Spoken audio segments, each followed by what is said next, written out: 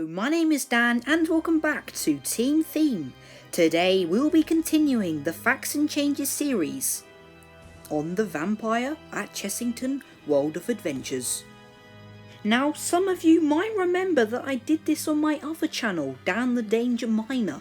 However, the video was pretty bad and was very incorrect, so I've decided to redo it in this video and I hope you enjoy.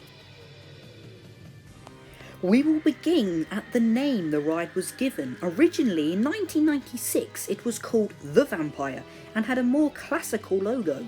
However, during 2001 when it was revamped, it was simply renamed Vampire and the logo was more modern. I do prefer the old one though.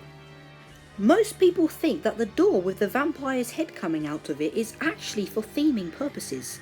But did you know this used to be the entrance to the vampire queue line? The queue line is now used for fast tracks, however the entrance isn't.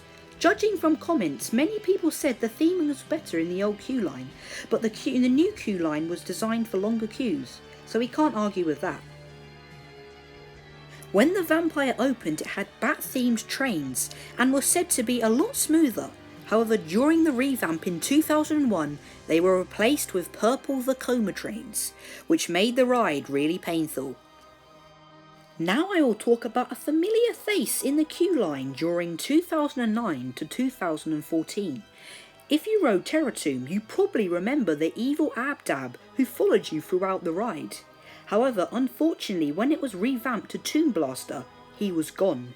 But did you know Merlin decided to bring him back in 2009?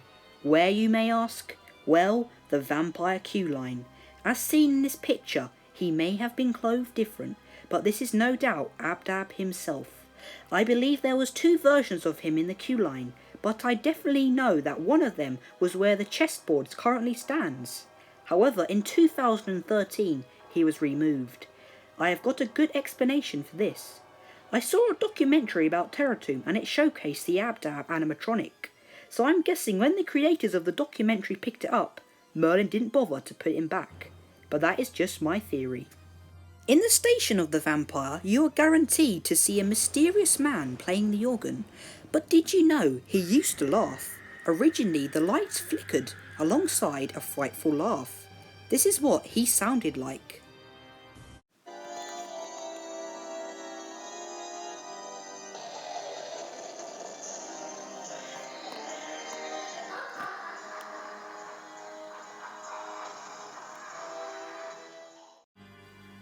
Yes, pretty creepy, right? Also, another change was the music of the Vampire. The original music had more sound effects behind it, such as howling wolves and screaming girls. However, in 2001, Merlin remixed it, and it still had the same tune but is more upbeat and has less sound effects, apart from a screaming girl. In fact, the music in this video is what it sounds like. A lot of people may know this already, so I'm going to apologise beforehand, but the area Vampire was located in was named Transylvania, but recently it has been changed to Wild Woods. This is because of the Gruffalo River Ride adventure.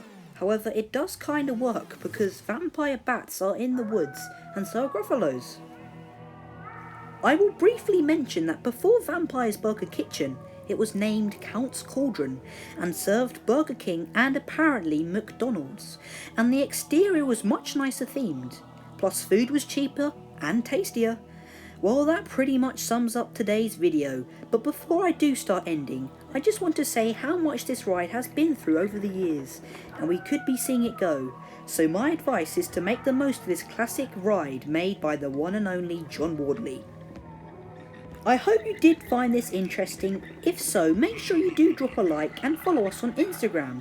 Make sure you request what I do next and ask for a shout out in the comment section below. You will always get a reply. Thanks for watching, and I hope you have a really awesome day. Good night.